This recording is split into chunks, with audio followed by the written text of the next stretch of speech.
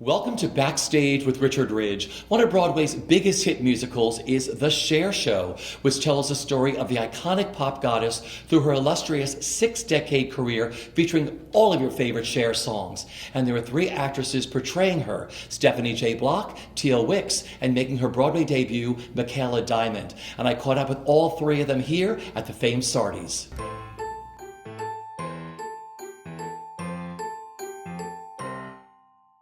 I am thrilled to be sitting with all 3 of you here. Hi. Okay, now you all know that I adore this show, as audiences do that see the Cher Show. What is it like living in the world of Cher? Ooh, she's a lot. It's a lot. It's a lot of joy. It's a lot of love. It's a lot of heart, and a lot of aching necks and feet, and thrilling and exhausting. Yeah. Full of sequins and lots of growing up. So when you first found out that you were cast, that you were going to each play Cher, what went through your minds? I wanted to stay grounded. Okay. I wanted to make sure that what I was delivering as Cher was not an impersonation. There's something really rooted about Cher. I think people immediately think of her as all bells and whistles and showbiz, but all of that is happening around her. It's like a whirlwind around her, and she is the sort of centrifugal, is that correct, right? She holds the center, and she roots herself in. And I wanted to make sure that whatever we created for Broadway, that was maintained. And I know that seems like a crazy place to immediately jump to, but because my past history does, I think Liza's over here, right here. Because my debut was Liza, and I was a younger woman then, I kind of was all over the place. I wanted to find every nook and cranny. When you're trying to deliver 50 years of somebody's life, you can't. You need to stay grounded and let so much of it happen around you and fill in the gaps. So that was my very first thought. Yeah. For you too. Well, I was really excited because I've always wanted to be like a rock star, and so I was like, oh great, I get to play one. Super great. And she wears some fierce outfits, and I was really excited to play with the costumes. Just because I like clothes and I never get to push the envelope as much as I say I would like to. So I was like, this is forcing you to do it. And I was also really excited what I really loved when I auditioned were the scenes and Rick Ellis's work in the scenes, and they felt so grounded and real and honest. I was really excited to dig into that while also playing the fabulous like rock star that she puts out in front of people. So that was really, that's really what got me hooked in. The world didn't really know me, so I felt like I kind of had this like huge pool in front of me, so I just wanted to dive in head first and learn as much as I could from the people around me, one of them being Cher, which was like a weird, like I'm 19 and like all of a sudden Cher's like that aunt who like you have to like study for like hours on end. But yeah, I just wanted to like take the risk and kind of like, yes, I'm young and like this is all very new to me, but there wasn't really another option besides like going head first. Getting to know Cher. I mean, what is that like? That's the name of our memoir. I know, right? Getting to know Cher. It's really interesting because she does, as one should, there is a protection. Yeah. And then she opens up a little bit, a little bit, and now, luckily, her heart is embracing us. One word that just kept coming up was safe. She wants to feel safe. Who doesn't, right? But on this level, having your entire life on a Broadway stage, being witnessed by many, so many people who already think they know her in so many different realms, whether it's film or being a pop icon or a fashion icon. So it's really this wonderful thing to hear her sort of understanding of who she is. Yeah. And that didn't happen till late in the game. Yeah. And I respect that. I really respect that. And she is both a warrior, but she's very feminine. She's very soft. She considers herself a lady, We receive beautiful bouquets of which they come in the most delicate of whites and pastel pinks. And you think, this is from Cher. but it embodies who she sees herself as, which is this beautiful, soft, fragile thing, all the while wearing the leather and the skull and crossbones and giving you this fortified outward appearance. So getting to know her took well over a year, and even still, I think we're taking liberties by saying knowing her, right? Yeah. It would take a lifetime, and I think it also says a lot about her that her closest people in her life are Polly, her best friend of 50 years, right? Her sister, her mom, her children. So you got to protect yourself, and I hope that we can also carry that torch of protecting her while honoring her. Yeah. For you ladies. Well, sure.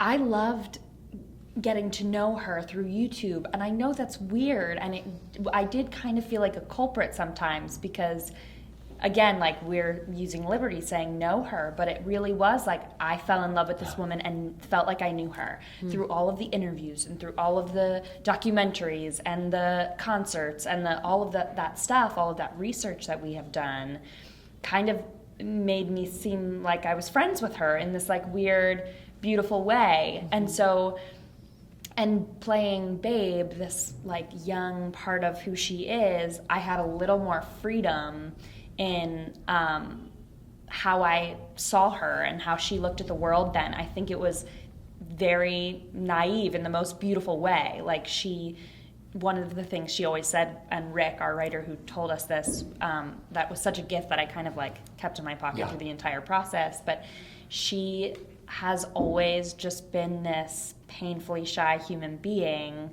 and always knew she wanted to be famous and had no idea how to get there. And that journey is our show, and all of the lows and all of the highs and in between, but like reminding yourself that like that shy girl is still always there through every part of her. How interesting that the world can feel like they get to know her because she has been documented through her whole life. She's that one figure that since she was 16 until now has been photographed, has been videoed, has been recorded. And so before the age of social media where you think I'm friends with somebody even though I've never met them, she kind of is the first to do that, to be that bait for people to say, I do know you. You are my friend. I am connected to you somehow. Teal, for you. And I mean, it's also something just that's so amazing about her is, and I think that's why she has such a wonderful following and still can get up on stage and fill a stadium full of people. And when she stands up there and talks, it's just her. It's her. She might be wearing this amazing, crazy outfit with a wig that makes her 7 feet taller than she is. But she is there is not very much of a filter on when she speaks, and you feel like she's talking right to you, speaking right to you. And it's so fascinating because as we have gotten to know her a little bit more, she does want to feel safe. And there are walls. She knows how to put herself out there in a way, but yet still keep something safe within herself. And to do that for 6 decades, and I think she's been doing that since she was 16, trying to study that in all the research that we did, before getting to have one-on-one time with her, and then having one-on-one time with her and seeing it and being like, wow, every time we met her, it felt like there was a little layer of armor off, like the sunglasses were gone, the hat wasn't there, maybe there was a little less makeup, like it was just it's interesting, and to try to bring that into the show, and just when she has to pull up her big girl pants and step up, what does that mean? And when she is vulnerable and at home, what is that like? And it's been really interesting. She's such a dichotomy about You all play her at different times of her life, and you're all flawless at what you do in this show. Oh, what unlocked it for you? Like, what unlocked your Cher for you, each of you? For me, it was physicality. Okay. It was watching her during mostly the Sonny and Cher comedy hour, like how the arm is, where the things, and just where she sort of bends, and a lot of that, just kind of the way she carries herself. That sort of was a big thing for me, and I tried to. Mine came incrementally, but the first aha was Jason Moore, our director, said, no more jeans, no more T-shirts.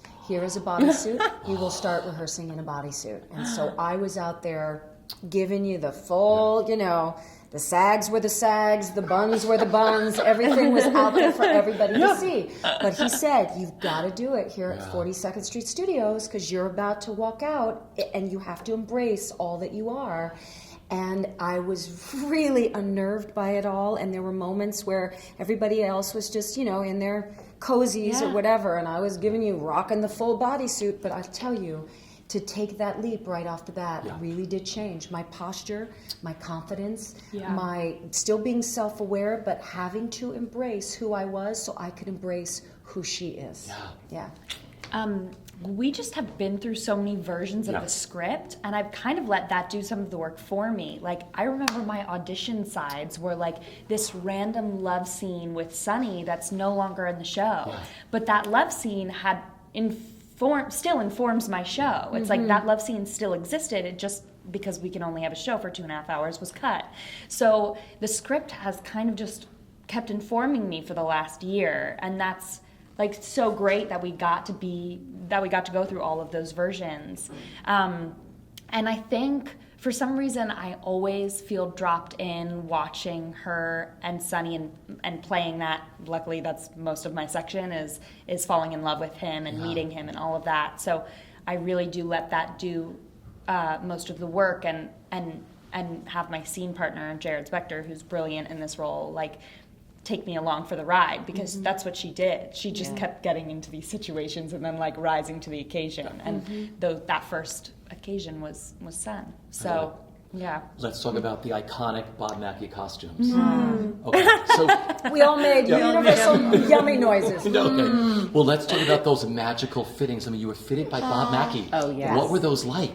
So we would be in this mock material. Yes. And then he would come over and just start drawing where he wanted the lines to be and where he wanted the cuts to be. And then the next fitting, you would have real material and they would be taking it in. And it really was this long process, but in a way, like, you got to know him. And you started to be more comfortable in your body because you were just standing there naked for like 4 hours once a week. And it became this kind of like ritual every week. So when we started going into the theater and we didn't have those fittings, I was like, oh, I kind of miss waking up early and like spending the morning with Bob and his assistant.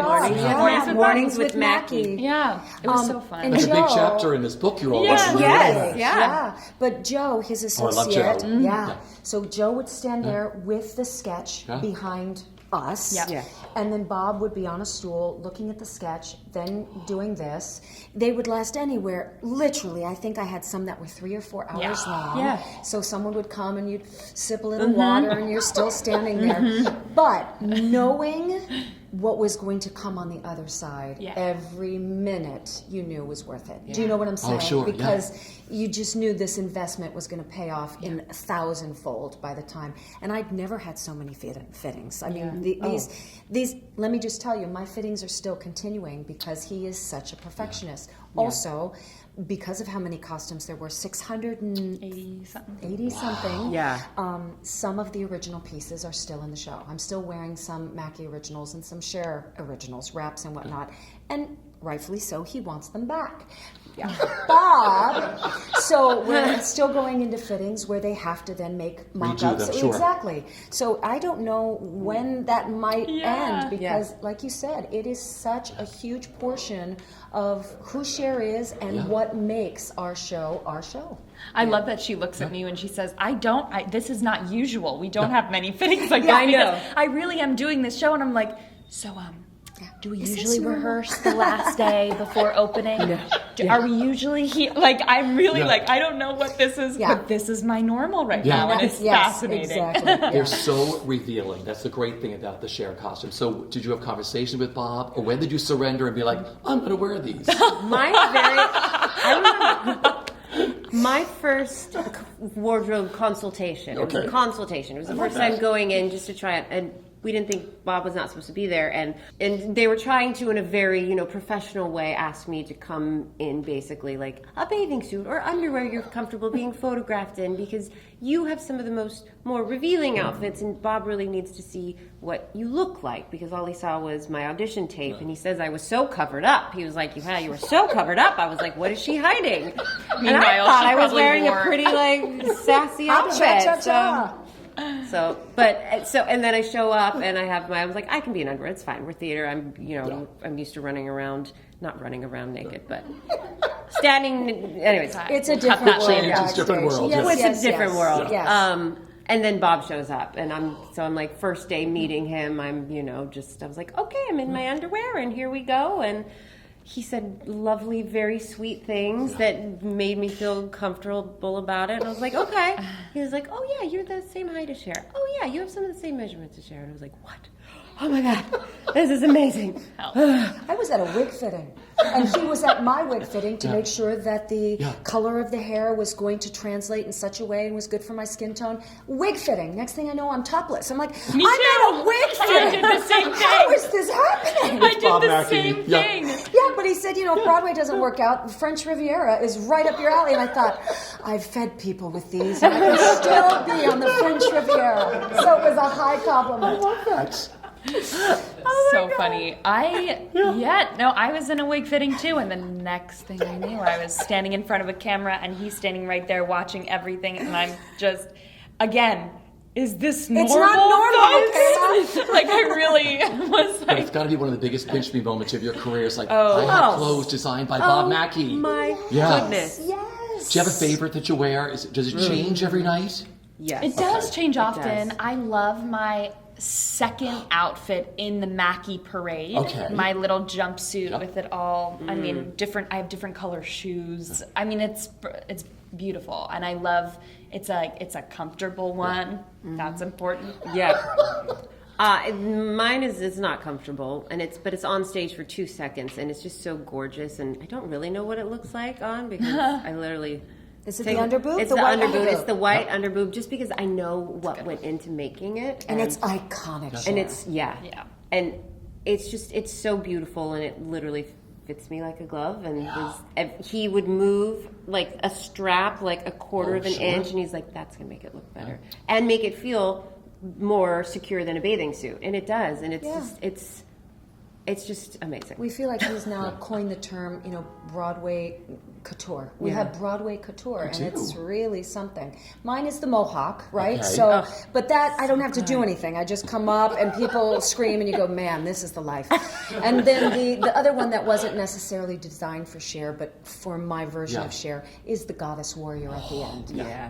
I just really feel like good. an entity of my own self, and I have to embrace all of it and come slow and steady. And I think there's really something special that I've never felt before, and I may never feel after with that particular gown. Sculpture. It's not even a gown. It's a sculpture. Yeah. They all are. It hangs are, in the yeah. flies. Her finale costume hangs literally in the It's wings. They have to lower a lot, They right? do. They have to lower a lot of these Well, they did it at costumes and Follies, the original headdresses, production and of that's Follies right, had the that's same right. thing. Yeah. So they lower you into the clothes. They do. I love that. Songs. There's like 35 hit Cher songs in this show, right? Okay, what is each of your favorite song that another Cher does? Do you have one? Ooh. Oh God. Oh, that's so hard. That's so many. fun. Beat goes on. Yeah. Oh. House divided. Okay. Way of love. Great. Yeah. Okay. Beat goes on. Yeah. I found someone because it's so rock star, that guitar riff, and I'm like, yes! And you living in the music video, I love it. And then I love House Divided. I love that song. It wasn't in Chicago, and I really liked that song from listening to Cher's albums. Yeah. And when I saw it finally in the script, I was like, oh, Yeah. yeah. Yes. Good addition. Way of love. Bang, bang. I got you, babe. I mean, yeah. It's a good one. Classic, you know? Let's talk about the audience. You've had repeat audiences already. Everybody Yes. loves your show. Yes. They are psyched from the second they walk into that goodness. theater. Yes. You must hear it before you even start, It's before you pretty even come special. out. Yes. And we have had a lot of people at the stage door, or again over social media. It's my third time. I'm bringing my entire family when they come in for spring break or whatever. Stephen Schwartz was at the show recently, and he's like, Steph, I was waiting in line, and the lady in front of me was buying tickets for April. The woman behind her was going for her third time. Like, so that wonderful word of mouth and just the idea that she's permeating, the Cher show is already permeating out, makes us very, very proud. Really proud. What do you call your fans? Oh, we don't have Oh that, my do we? goodness. Well, there are the Cher Show hoes. Shout out to the Cher Show the hoes. Cher Show hoes. That started in Chicago. I don't know if it's really hooked the people yet, but we'll see what it really becomes. I mean, we use bitches a lot. Yeah. We do. Beloved bitches. No, that's weird. Well, all your Broadway World fans are going to come up with something. They'll come up Trust with me on something. this. Yeah. But it's like, but That's everybody exciting. loves the show. That's the best thing about walking into that theater. wild. People are on such a high before you even begin, and Isn't then you that walk great? out. I mean, that must make you feel so great by the time the show ends. You know what also makes us feel great is that when they come back from intermission, they're wearing the show merch. They're already wearing the sweatshirts, the T-shirts, the button, and you're like, we're doing something right if they're already strutting the merchandise. How has playing Cher or getting to know Cher made you a better performer or person? Ooh. May I? Yes. It just happened. Okay. I speak out more. Yeah. I speak my instincts more. Still respectful. I still, try to respect, but I trust who I am because she trusts who she is. And I'm like, if I'm playing Cher and she's already laid the groundwork to say, this is what I think, my instincts are saying this, I believe we should go like this. I thought I'd try it out, and it has felt really great. It's extremely freeing. And through the course of this entire rehearsal process, the workshop, the out of town, and now, I really have planted seeds that I've seen grow, and now are on stage or have fueled who I play on stage because I've spoken up, and what I have to say is important. Yep. Right? Sure. We always think, well, my place is XYZ. Yeah. I've now kind of blurred those lines and said, no, my opinion actually matters. Even if I'm not this, I'm wearing this hat at that time. I'm a woman, I wear tons of hats, I got lots of opinions. 50% of them are pretty good, but they're all worth throwing out there and see what happens. What can you lose? Oh, I love that. Yeah. I think for me, it's just, I've had a lot of ups and downs, and I hope I still have a lot of, like we say, I still hope I have a lot of chapters ahead of me in my career and life and whatnot. And but I've had some points where in life and career where I was like, oh my God, what is going to happen? Mm-hmm. And just knowing how many ups and downs she's had, and I've had not even that many compared, and just knowing, being like, yeah, you are literally going to brush yourself off, get back up, and keep going because you kick ass, and you're good at what you do, and you're a good person, and you are smart, and yeah, you're just going to get it. Good for you. I know, it's good. I'm trying to...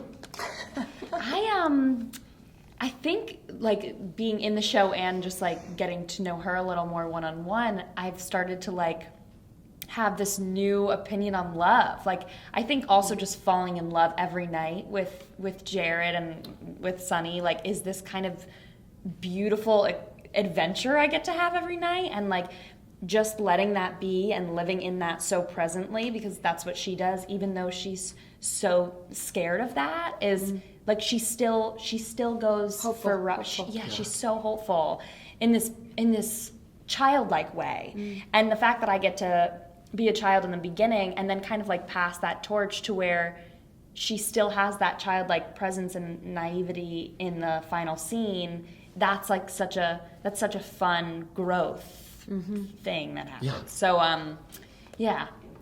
that's what I've learned from her. I love how you've all bonded together. I mean, it's gosh. hard creating a new musical that turns into something really incredible.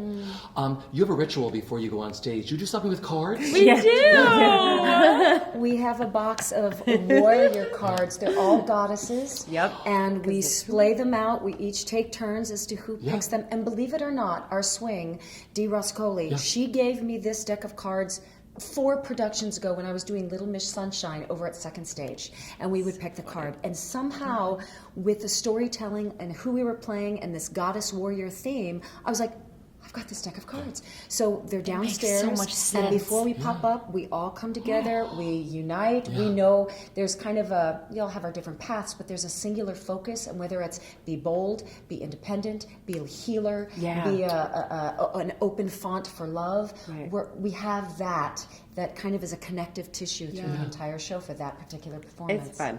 Is that the last thing you all do before you go on stage? Yes. Before she gets in a trap and we go off. Yeah. Yep. Yeah, because It's nice. like, how could we possibly do the show without seeing? Like, sometimes you come in on a Thursday and we don't see each other, and then we're like all of a sudden on stage Being each other. Yeah. Right? Like being each other. So it's like, how can we?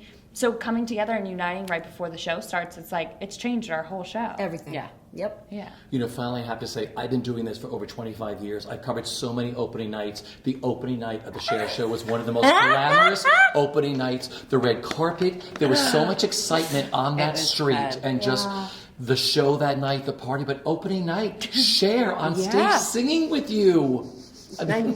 Did you know? With that, everything with Cher is like You never quite know. That's the deal. I knew I had to give a speech. I knew I was going to be introducing Cher, and then I was asked if you could get her to sing. That would be great. right. Happy opening! So she was given a mic in the wings. But I didn't know which way it was going. None of us knew. No. She could have said thank you very much to the orchestra and said good night, everybody. She could have said, what the hell's going on? I have no idea why I got this mic. So she went to them immediately, touched them, loved them, gave me this embrace, and I said, are you ready for this? She goes, for what? I said, I think we're supposed to sing. And underneath us was the theme for Turn Back Time. And instinctively, something kicked into her, and before the mic even hit her lips, she started to sing it, and I thought,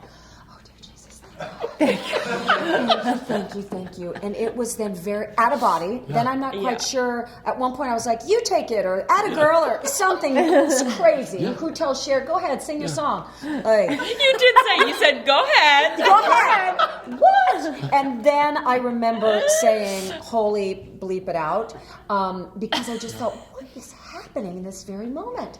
So it's something I could have never foreseen, something I probably will never feel again, and I'm so glad there were multimedia outlets everywhere to capture it from every angle.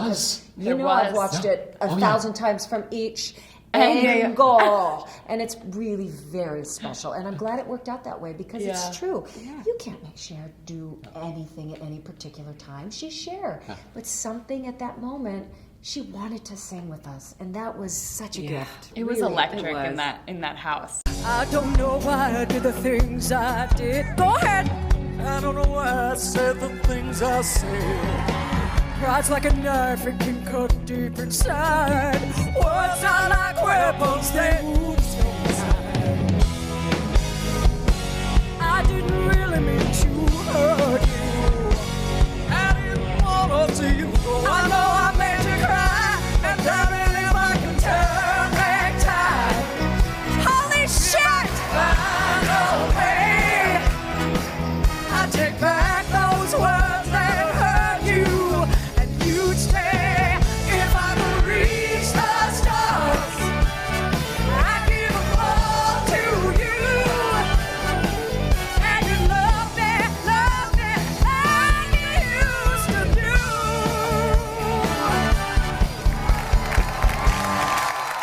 If you could sum up the best part of the experience, I know you're just living through this incredible show, but what's been the best part of the experience so far for each of you? Oh man.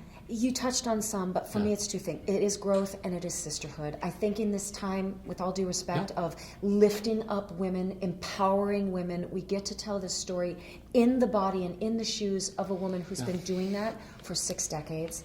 And then we get to share something that, playing the one role and embracing each other, embracing the women in the audience, it's really been an empowering, growing experience. Beautiful. I mean, honestly, the exact same. Getting to these scenes where the three of us get to be on stage together and sing together and act together and have these really fun and serious scenes.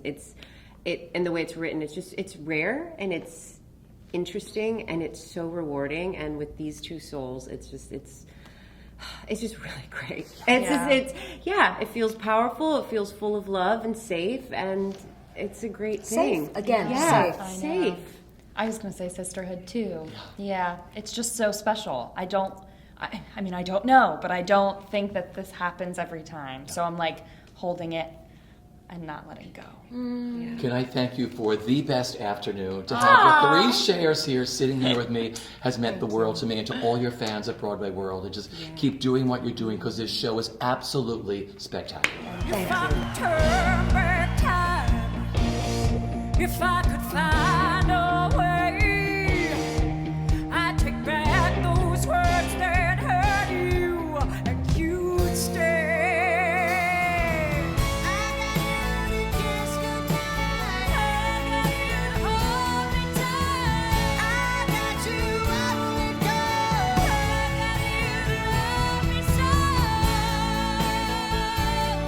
I got you, babe.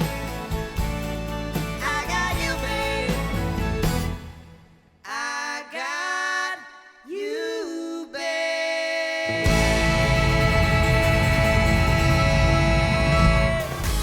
Do you believe in life after love? I can feel something inside me say, I really don't think it's strong enough now. Do you believe in life after love? You haven't seen the last of me.